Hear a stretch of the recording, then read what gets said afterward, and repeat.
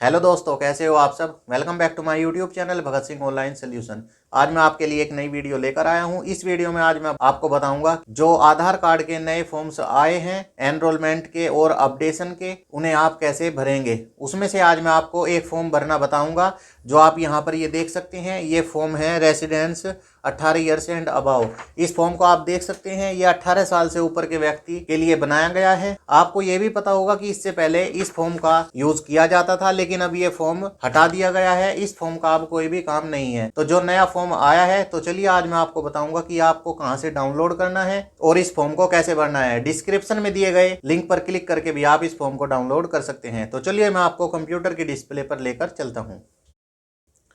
सबसे पहले आपको इस ऑफिशियल वेबसाइट पर आ जाना होगा। ये आधार कार्ड की ऑफिशियल वेबसाइट है। डिस्क्रिप्शन में दिए गए लिंक पर क्लिक करके भी आप इस वेबसाइट पर आ सकते हैं, या आप ब्राउजर में सर्च करेंगे uidai.gov.in तो भी आप इस वेबसाइट पर आ जाएंगे।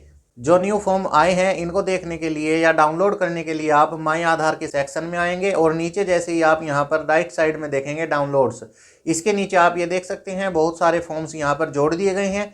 जैसे कि आप सबसे पहले नंबर पर देखेंगे adult residents greater than 18 years. इसका मतलब है कि जो मैंने अभी आपको ये फॉर्म दिखाया है, इस पर अगर आप क्लिक करते हैं तो उस फॉर्म को आप डाउनलोड कर लेंगे।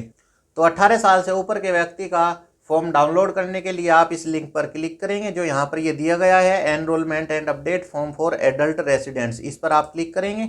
जैसे ही आप इस पर क्लिक करेंगे तो आप यहाँ पर देख सकते हैं आपके सामने ये फॉर्म खुलकर आ गया है। इसमें अब मैं आपको बताऊंगा कि ये फॉर्म आप कैसे भर सकते हैं। इसमें आप यहाँ पर देख सकते हैं लिखा हुआ है adult residents 18 years and above. इसका मतलब है कि जो 18 साल से ऊपर का व्यक्ति है उसका अगर आधार कार्ड में कोई भी करेक्शन करना है या न्यू एनरोलमेंट या नया आधार कार्ड बनवाना है तो इसी फॉर्म के थ्रू आप नया आधार कार्ड या करेक्शन करेंगे। इसमें सबसे पहले नंबर पर आप देख सकते हैं नंबर 1, इसके सामने लिखा हुआ है न्यू एनरोलमेंट और उसके बाद यहाँ पर दूसरे नंबर पर लिखा हुआ है अपडेट। तो इसका मतलब है कि अगर आप न्यू आधार कार्ड बनवा रहे हैं तो आप यहाँ पर टिक करेंगे जो सबसे पहले नंबर पर ये कॉलम दिया गया है। और अगर आप आधार कार्ड में कोई भी अपडेट कर रहे हैं तो उसके लिए आप यहाँ पर टिक करेंगे अपडेट के यहाँ पर जो ये कॉलम दिया गया है। उसके बाद नंबर 2 में यहाँ पर आप देख सकते हैं ये 2 कॉलम दिए गए हैं। इसका मतलब है कि अगर आप भारत के निवासी हैं तो आप इस पर टिक करेंगे और अगर आप एनआरआई हैं तो आप यहाँ पर टिक करेंगे जो यहाँ पर लिखा हुआ है नॉन रेसिडेंट इंडियन। इस पर आप टिक करेंगे। उसके बाद नंबर 3 कॉलम को आप देख सकते हैं, यहाँ पर कुछ डिटेल्स दी गई हैं। अगर मान के चलिए आप आधार कार्ड न्यू बनवा रहे हैं तो आप नंबर 3 की इन सभी कॉलम्स को या जो भी यहाँ पर डिटेल्स दी गई हैं इन सभी को छोड़ देंगे, ये आपको नहीं भरनी है। और अगर मान के चलिए आपने यहाँ पर टिक किया है अपडेट के कॉलम पर तो उस स्थिति में आपको नंबर 3 में डिटेल्स भरनी है, क्योंकि यहाँ पर आपको तब डिटेल भरनी है जब आप आधार कार्ड अपडेट कर रहे होंगे। यहाँ पर आप देख सकते हैं सबसे ऊपर लिखा हुआ है आधार नंबर या UID। यहाँ पर आपको अपना आधार कार्ड नंबर डालना है, क्योंकि आप अपना आधार कार्ड अपडेट कर रहे हैं तो आपके पास आधार कार्ड जरूर होगा। उसके बाद आप यहाँ पर देख सकते हैं बायोमेट्रिक अपडेट। अगर मान के चलिए आप फोटो या अपनी आंखें या फिर आप अपनी फिंगरप्रिंट अपडेट कर रहे हैं तो आप यहाँ पर टिक करेंगे जो यहाँ पर सबसे शुरू में ये कॉलम दी गई है। और अगर मान के चलिए आप अपने आधार कार्ड में मोबाइल नंबर अपडेट करवा रहे हैं तो आप यहाँ पर टिक करेंगे जहाँ पर ये मोबाइल लिखा हुआ है। और आप इस चीज का खास ख्याल रखेंगे कि जहां पर आप टिक करें ये पता होना चाहिए कि आप सही जगह टिक कर रहे हैं या नहीं। कभी ऐसा करें आप कि मोबाइल नंबर यहां पर लिखा हुआ है और इसके आगे जो ये कॉलम बनी हुई है इस पर आप टिक कर दें। आप यहाँ पर एक चीज का ध्यान रखेंगे कि ये मोबाइल के स्टार्टिंग में जो यहाँ पर दिया गया है आपको इस पर टिक करना होगा। उसके बाद अगर आप डेट ऑफ बर्थ अपडेट कर रहे हैं तो आप यहाँ पर टिक करेंगे। और अगर आप एड्रेस या पिता का नाम अपडेट कर रहे हैं तो आप यहाँ पर टिक करेंगे। और अगर आप अपना नेम करेक्शन कर रहे हैं तो आप यहाँ पर टिक करेंगे। अगर आप जेंडर चेंज कर रहे हैं तो आप यहाँ पर टिक करेंगे। और अगर आप अपनी ईमेल आईडी चेंज कर रहे हैं या फिर अपडेट कर रहे हैं तो आप यहाँ पर टिक करेंगे। उसके बाद आप यहाँ पर देख सकते हैं डॉक्यूमेंट अपडेट और लैंग्वेज ओनली अपडेट। यहाँ पर 2 ऑप्शन और जोड़ दिए गए हैं। अगर मान के चलिए आप कोई भी डॉक्यूमेंट अपडेट कर रहे हैं या आपके आधार कार्ड को बने 10 साल से अधिक हो चुके हैं या 10 साल के लगभग हो चुके हैं और आप अपने आधार कार्ड में डॉक्यूमेंट्स अपडेट करना चाहते हैं तो आप यहाँ पर टिक करेंगे जहाँ पर लिखा हुआ है डॉक्यूमेंट अपडेट। और अगर आप अपने आधार कार्ड की लैंग्वेज चेंज कर रहे हैं तो आप यहाँ पर टिक करेंगे। लैंग्वेज चेंज का मतलब दोस्तों मैं आपको बताता हूँ कि क्या है। मान के चलिए आप उत्तर प्रदेश के निवासी हैं, लेकिन आप कुछ सालों के लिए किसी दूसरे स्टेट में चले गए थे और वहां पर आपने अपने आधार कार्ड में कोई भी अपडेट करवाया था। मान के चलिए आप पंजाब चले गए थे, तो पंजाब में जैसे ही आप जाकर अपने आधार कार्ड में कोई भी अपडेट करवाते हैं तो अगर आपके आधार कार्ड में आपकी डिटेल्स पंजाबी भाषा में हो जाती है और उसके बाद जब आप अपने उत्तर प्रदेश स्टेट में वापस आएंगे तो वहां पर आपको अपने आधार कार्ड में कुछ अपडेट करने की आवश्यकता होगी, जैसे कि उसकी लैंग्वेज, क्योंकि उत्तर प्रदेश में हिंदी भाषा चलती है और पंजाब में पंजाबी चलती थी। तो अब जो आपका आधार कार्ड पंजाबी भाषा में है अब आप उसको हिंदी में कराएंगे, तो उस स्थिति में आप यहाँ पर टिक करेंगे लैंग्वेज ओनली अपडेट। उसके बाद आप यहाँ पर देख सकते हैं नंबर 4, मान के चलिए आप न्यू एनरोलमेंट कर रहे हैं या फिर आप अपडेट कर रहे हैं। आप दोनों स्थिति में यहाँ पर अपना नाम डालेंगे। ये पूरी डिटेल्स आप यहाँ पर जहाँ पर भी पेन से भरेंगे वो सिर्फ कैपिटल लेटर्स में होनी चाहिए। तो आप यहाँ पर नंबर 4 में अपना नेम कैपिटल लेटर में भर देंगे। उसके बाद नंबर 5 में यहाँ पर आप देख सकते हैं जेंडर। जेंडर में आप अगर मेल हैं तो मेल के सामने टिक करेंगे, अगर आप फीमेल हैं तो फीमेल के साइड में टिक करेंगे और अगर आप ट्रांसजेंडर है तो आप यहाँ पर टिक करेंगे। नंबर 6, इसके बाद आप नंबर 6 में देख सकते हैं एज। अगर मान के चलिए आप अपनी डेट ऑफ बर्थ अपडेट नहीं कर रहे हैं तो आपको यहाँ पर डेट ऑफ बर्थ डालने की कोई भी जरूरत नहीं है।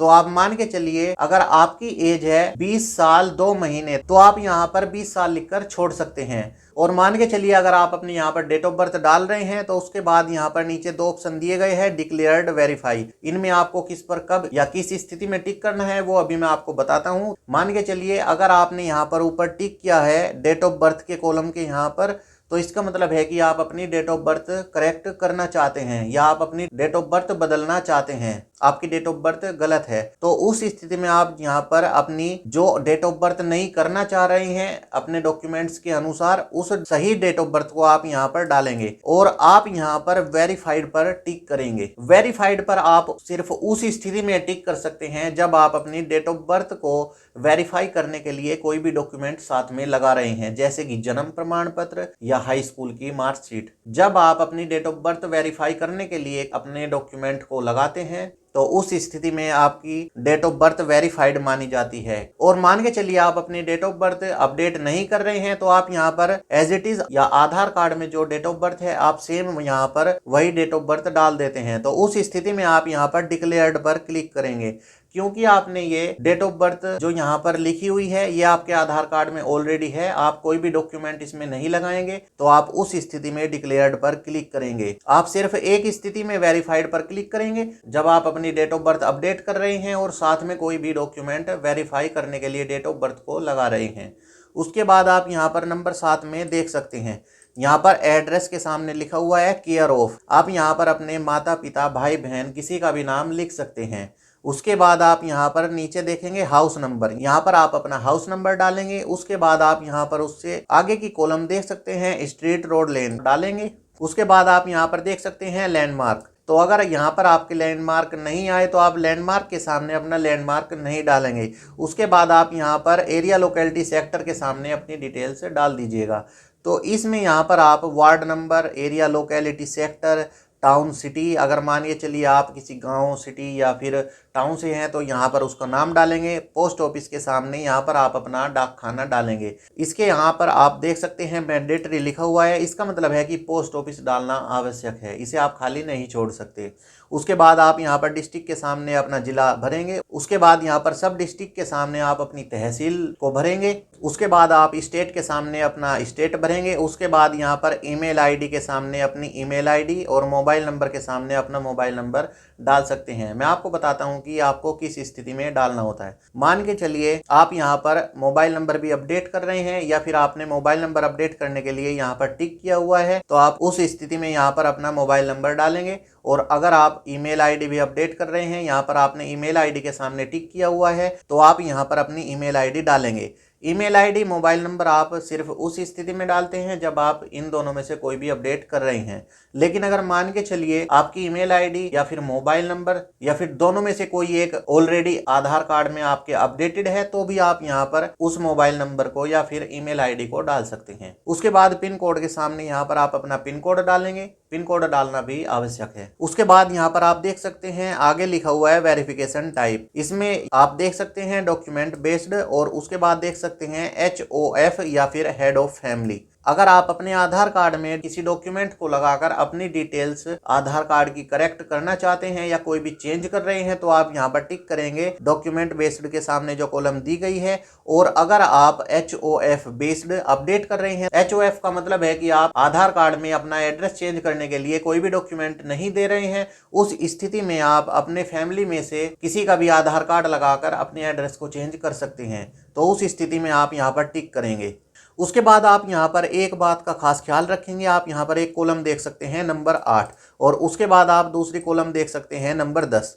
अगर मान के चलिए आप न्यू आधार कार्ड बना रहे हैं, तो आप नंबर 8 कॉलम जो दी गई है इसको भरेंगे, और नंबर 10 कॉलम जो दी गई है इसे आप खाली छोड़ देंगे। और अगर मान के चलिए आप आधार कार्ड में कोई भी अपडेट कर रहे हैं, तो आप नंबर 8 जो कॉलम ये पूरी यहाँ पर दी गई है, यहाँ पर आप देख सकते हैं नंबर 8 यहाँ तक है, तो आप इसे खाली छोड़ देंगे। और यहाँ पर जो नंबर 10 के सामने यहाँ पर दी गई है आप इसे भरेंगे। नंबर 10 कॉलम आपको अपडेट की स्थिति में भरनी है, और नंबर 8 कॉलम आपको न्यू एनरोलमेंट या नया आधार कार्ड की स्थिति में भरना है। मान के चलिए आप अपना नया आधार कार्ड बना रहे हैं, तो उस स्थिति में आप यहाँ पर देख सकते हैं POI। इसका मतलब है कि प्रूफ ऑफ आइडेंटिटी। तो आप यहाँ पर अपने आधार कार्ड को बनाने के लिए आइडेंटिटी के तौर पर क्या डॉक्यूमेंट दे रहे हैं उसको आप यहाँ पर भरेंगे। उसके बाद आप यहाँ पर देख सकते हैं POA। इसका मतलब है कि proof of address. Proof of address में आप अपने आधार कार्ड को बनाने के लिए क्या दे रहे हैं उसको आप यहाँ पर भरेंगे। उसके बाद आप यहाँ पर देख सकते हैं DOB। इसका मतलब है डेट ऑफ बर्थ। इसके सामने आप यहाँ पर लिखेंगे कि आपने डेट ऑफ बर्थ को वेरीफाई करने के लिए क्या डॉक्यूमेंट दिया है। और अगर आप ऊपर यहाँ पर देख सकते हैं नंबर 6 कॉलम में अगर आपने यहाँ पर वेरीफाइड पर क्लिक किया है, तो इसका मतलब है कि आप डेट ऑफ बर्थ में जरूर कोई डॉक्यूमेंट दे रहे हैं। तो उस स्थिति में आप यहाँ पर नंबर 8 में जो C कॉलम में दिया गया है, आप यहाँ पर जरूर उस डॉक्यूमेंट को लिखेंगे कि आप डेट ऑफ बर्थ के लिए क्या डॉक्यूमेंट दे रहे हैं। अगर मान के चलिए आप यहाँ पर जन्म प्रमाण पत्र दे रहे हैं, तो आप यहाँ पर लिखेंगे बर्थ सर्टिफिकेट। उसके बाद आप यहाँ पर देख सकते हैं नंबर 9 कॉलम। अगर आप मान के चलिए यहाँ पर ऊपर वेरिफिकेशन टाइप के सामने हेड ऑफ फैमिली पर टिक किया था, तो आप उस स्थिति में ही सिर्फ नंबर 9 कॉलम भरेंगे। और अगर आपने यहाँ पर टिक किया था डॉक्यूमेंट बेस्ड, इसके यहाँ पर क्लिक किया था, तो आप यहाँ पर नंबर 9 कॉलम को पूरी को खाली छोड़ देंगे। लेकिन अब मैं यहाँ पर मान के चलता हूँ कि आपने यहाँ पर टिक किया होगा, तो उस स्थिति में आप नंबर 9 कॉलम को कैसे भरेंगे। इसको भरने के लिए आप यहाँ पर देख सकते हैं हेड ऑफ फैमिली बेस्ड में किसका आधार कार्ड यहाँ पर लगा रहे हैं, तो आप यहाँ पर उस पर क्लिक करेंगे। मान के चलिए आप अपने पिता, माता, गार्जियन, हस्बैंड, वाइफ इनमें से किसी का आधार कार्ड लगा रहे हैं, तो आप उसी कॉलम पर टिक करेंगे जिसका भी आप आधार कार्ड लगा रहे हैं। उसके बाद अगर आप किसी अन्य का लगा रहे हैं, तो अदर के सामने जो यहाँ पर कॉलम दी गई है इस पर आप टिक करेंगे, और अदर में किसका लगा रहे हैं उसे आप यहाँ पर मेंशन करेंगे। जो यहाँ पर ये डॉटेड लाइन दी गई है इस पर आप उनसे रिलेशन लिखेंगे कि आपका उनसे क्या रिलेशन है। उसके बाद आप यहाँ पर देख सकते हैं HOF आधार नंबर। जिस किसी की डिटेल्स के थ्रू आप अपने एड्रेस को चेंज करना चाहते हैं उनका आप यहाँ पर आधार नंबर डालेंगे। यहाँ पर आप अदर डिटेल्स भरेंगे जैसे कि POI, date of birth, DOB, POR। उसके बाद आप यहाँ पर देख सकते हैं इसे आप यहाँ पर डिक्लेयर करेंगे, और उसके नीचे आप यहाँ पर देख सकते हैं HOF's नेम। यहाँ पर आप HOF बेस्ड जिनका आधार नंबर डालकर अपनी डिटेल्स करेक्ट कर रहे हैं या चेंज कर रहे हैं, यहाँ पर आप उनका नाम डालेंगे। उसके बाद यहाँ पर उनके आप सिग्नेचर करवाएंगे, और उसके बाद आप यहाँ पर नंबर 10 कॉलम देख सकते हैं। मान के चलिए आप आधार कार्ड नया नहीं बना रहे हैं, कोई भी अपडेट कर रहे हैं, तो आप उस स्थिति में नंबर 10 कॉलम को भरेंगे। इसमें आप यहाँ पर जो भी अपडेट कर रहे होंगे सिर्फ उसके सामने डिटेल्स भरेंगे। मान के चलिए आप यहाँ पर सिर्फ अपनी DOB चेंज करना चाहते हैं या बदलना चाहते हैं या करेक्ट करना चाहते हैं, तो आप यहाँ पर सिर्फ C कॉलम के सामने लिखेंगे जो भी डॉक्यूमेंट आप अपने डेट ऑफ बर्थ को ठीक करने के लिए दे रहे होंगे। मान के चलिए आप बर्थ सर्टिफिकेट दे रहे होंगे, तो आप यहाँ पर DOB के सामने बर्थ सर्टिफिकेट लिखेंगे, और जो ऊपर की बाकी की कॉलम ये हैं POI, POA या POR, इन्हें आप खाली छोड़ देंगे। उसके बाद आप नीचे यहाँ पर देख सकते हैं वेरीफायर स्टाम्प एंड सिग्नेचर। इसका मतलब है कि आप इस फॉर्म को जिस किसी से भी वेरीफाई करवाएंगे, मान के चलिए आप अपने विलेज पंचायत हेड ऑफ मुखिया से वेरीफाई करवा रहे हैं, तो आप यहाँ पर उनके साइन करवाएंगे और वो यहाँ पर अपने सिग्नेचर करेंगे और स्टाम्प लगाएंगे। जिस भी व्यक्ति के आधार कार्ड में यहाँ पर करेक्शन हो रही है उनके यहाँ पर साइन या फिर थंब इम्प्रेशन लगने अति आवश्यक है। उसके बाद आप यहाँ पर देख सकते हैं लिखा हुआ है to be filled by the enrolment agency only. इसका मतलब है कि ये पूरा फॉर्म एनरोलमेंट एजेंसी के द्वारा भरा जाएगा, लेकिन आप इसे खुद भी भर सकते हैं। उसके बाद आप यहाँ पर देख सकते हैं date and time of enrolment. आप यहाँ पर डेट डालेंगे और साथ में टाइम डालेंगे कि आप किस टाइम अपना आधार कार्ड अपडेट कर रहे हैं इस फॉर्म को यूज़ करके। तो दोस्तों इस तरह से आप इस फॉर्म को भर सकते हैं। मैंने आपको पूरी डिटेल्स के साथ इस फॉर्म को भरना बता दिया है। अगर आपको फिर भी किसी भी पॉइंट में कंफ्यूजन है तो आप नीचे जरूर कमेंट करिएगा, मैं आपकी सारी कमेंट्स का जरूर आपको आंसर दूंगा। दोस्तों अगर आपको यह वीडियो अच्छी लगी हो तो इसे लाइक करें, अपने दोस्तों में शेयर करें और चैनल को सब्सक्राइब करके बेल आइकन को प्रेस कर ले, जिससे कि आने वाली वीडियो की नोटिफिकेशन आपके पास समय पर पहुंच जाए। धन्यवाद।